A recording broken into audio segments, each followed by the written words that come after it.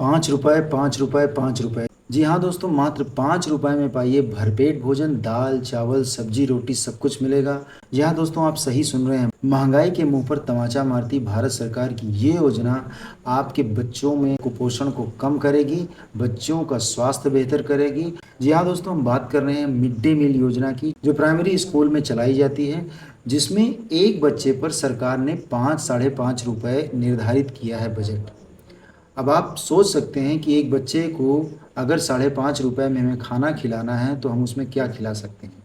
आज की डेट में जब आलू ₹40 किलो है, तो ₹5 का एक समोसा नहीं मिलता है। उसका भी रेट बढ़ गया है, गाँव लेवल पे उसका रेट ₹10 हो गया है। दाल ₹200 किलो है, प्याज ₹50 किलो है, टमाटर ₹100 किलो हो गया है। आप ₹5 में एक बच्चे को कितना पौष्टिक भोजन करा पाएँगे? उसे कुछ खिला दें, यही बहुत बड़ी बात है। एक छोटा-सा पार्ले का पैकेट ₹5 में आता है और आप पौष्टिक भोजन की बात कर रहे हैं। आइए हम देखते हैं ये सरकारी वेबसाइट से लिया हुआ डेटा है। मिड डे मील जो योजना है उसके ऑब्जेक्टिव्स क्या हैं? सबसे पहले हम देखेंगे major objectives of the mid day meal scheme. इसमें क्या लिखा है? न्यूट्रिशस फूड होना चाहिए, मतलब भोजन में पौष्टिकता होनी अनिवार्य है। 1 से लेकर के कक्षा 8 तक के जो प्राइमरी स्कूल हैं, कंपोजिट स्कूल हैं, वहाँ पर मिड डे मील की व्यवस्था है और इसका पहला उद्देश्य है बच्चों को न्यूट्रिशस फूड देना, बच्चों को पौष्टिक भोजन प्राप्त कराना। दूसरा उद्देश्य क्या है? न्यूट्रिशन लेवल को इम्प्रूव करना।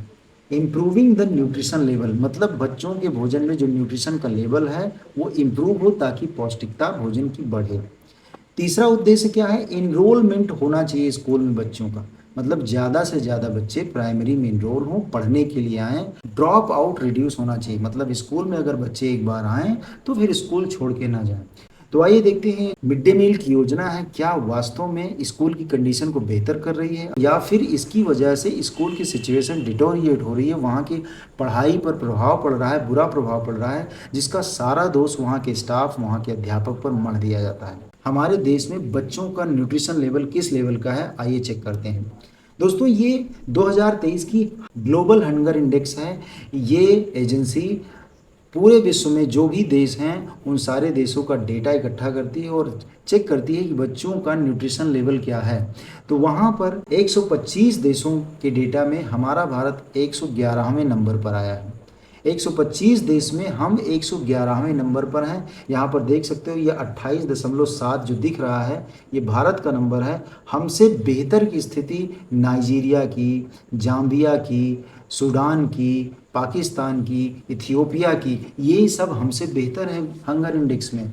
अगर देखा जाए तो बच्चे में मैल न्यूट्रिशन हमसे कम है। इन जैसे देशों में इथियोपिया, पाकिस्तान, सूडान जैसे देश की स्थिति हमसे बेहतर है। ग्लोबल हंगर इंडेक्स 2023 हमको ये बता रहा है। आगे देखते हैं ये जो हमारी पोजीशन 111 है वो किस कैटेगरी में आती है? सीरियस कैटेगरी में आती है, मतलब इसमें सरकार को अवश्य ही बेहतर काम करने की ज़रूरत है, इसे इग्नोर नहीं किया जा सकता है।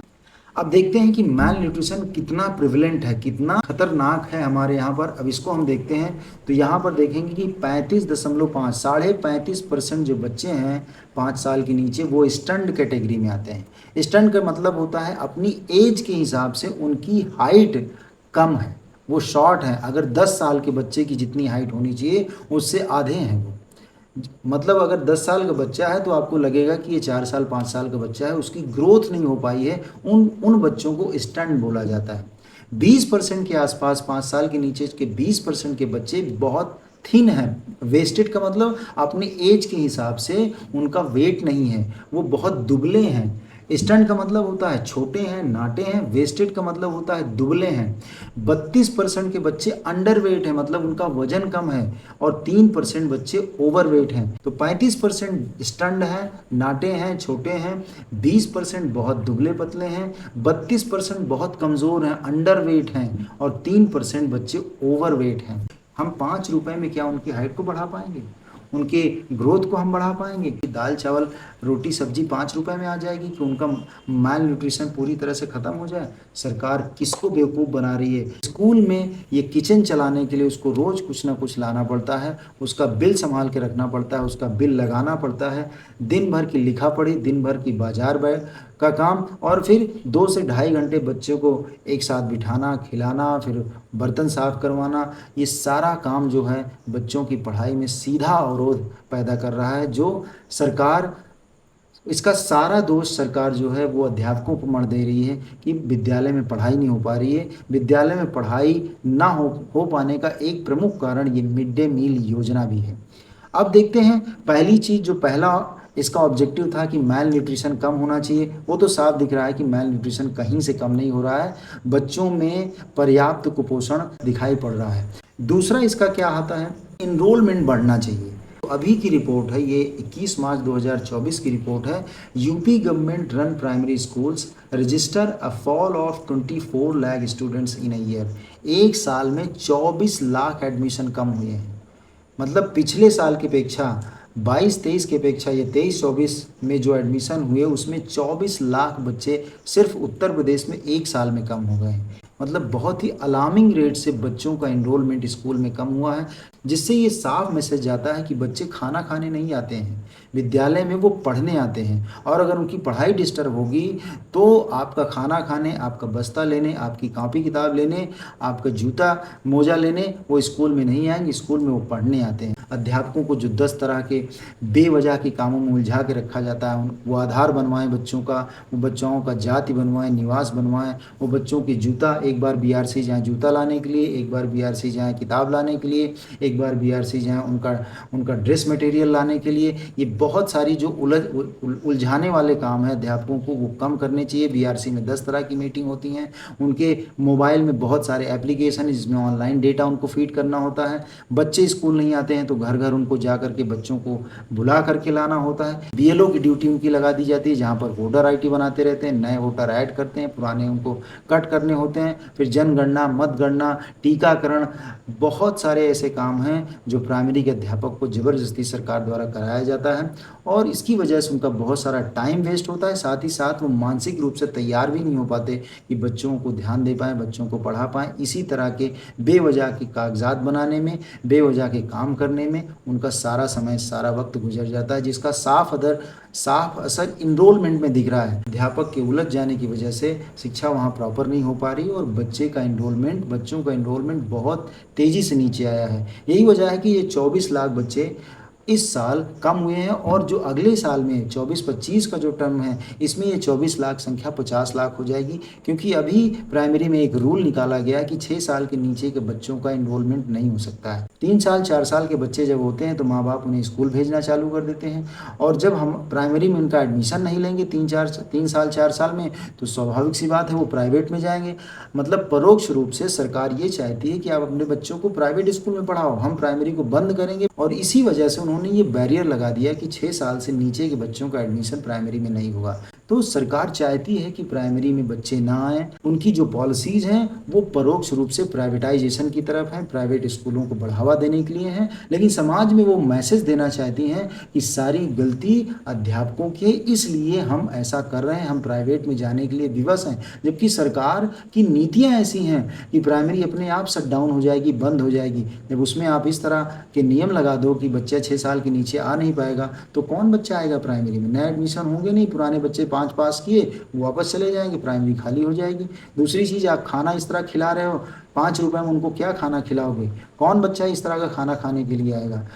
फिर जो रसोइयाँ आती हैं प्राइमरी में, जो ये लंगर चल रहा है, जो भोजन की व्यवस्था की गई है, 25 विद्यार्थियों पर 1 रसोइयाँ रखी गई है, लेकिन वो रसोइयों को आप वेतन कितना दे रहे हो? सरकार कहती है कि हम वुमेन एम्पावरमेंट कर रहे हैं, हम वुमेन एम्प्लॉयमेंट की व्यवस्था कर रहे हैं, तो देखिए वो काम के लिए कितना वेतन देती है।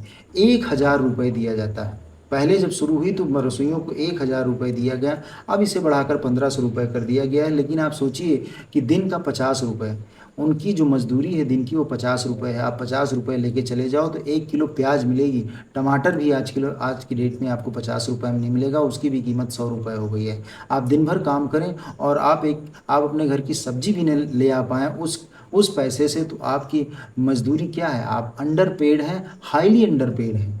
तो वो रसोइयाँ जो 1500 रुपये में काम कर रही हैं, वो कितनी प्यार से, कितने अच्छे ढंग से खाना बनाएंगी कि आपके बच्चे का पोषण हो, आपके बच्चे का स्वास्थ्य बेहतर हो, आपका बच्चे का मानसिक और शारीरिक विकास हो। ना तो आपके पास खाने का बजट है बेहतर, ना आप रसोइयों को प्रॉपर मानदेय दे रहे हैं जिससे वो मोटिवेटेड रहें अपना काम करने के लिए। तो सरकार की जो भी रवैये हैं ये सीधे-सीधे बता रहे हैं कि प्राइमरी का जीर्णोद्धार नहीं करना है, बल्कि प्राइमरी को गर्त में ले जाना है, पतन में ले जाना है। दोस्तों, समाज को ये समझने की ज़रूरत है कि टीचर दोषी नहीं है प्राइमरी के पतन में, बल्कि सरकार की नीतियाँ, सरकार की नीतियों की खामियाँ प्राइमरी को बर्बाद कर रही हैं।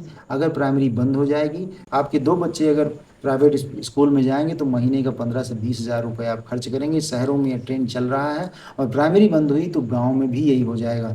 तो समाज को प्राइमरी शिक्षक के साथ खड़े होने की ज़रूरत है, उसके खिलाफ खड़े होने की ज़रूरत नहीं है।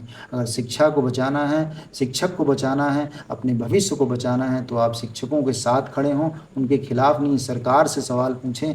उम्मीद करता हूँ कि दोस्तों मेरी बात आपको समझ में आई होगी। ये जो शिक्षा विभाग में मचा भ्रष्टाचार है, सरकार की जो अनदेखी है, इसके खिलाफ आप आवाज़ उठाओगे, इस वीडियो को ज़्यादा से ज़्यादा लोगों तक पहुँचाओगे और अपनी राय हमें कमेंट में बताओगे। आपका बहुत-बहुत धन्यवाद।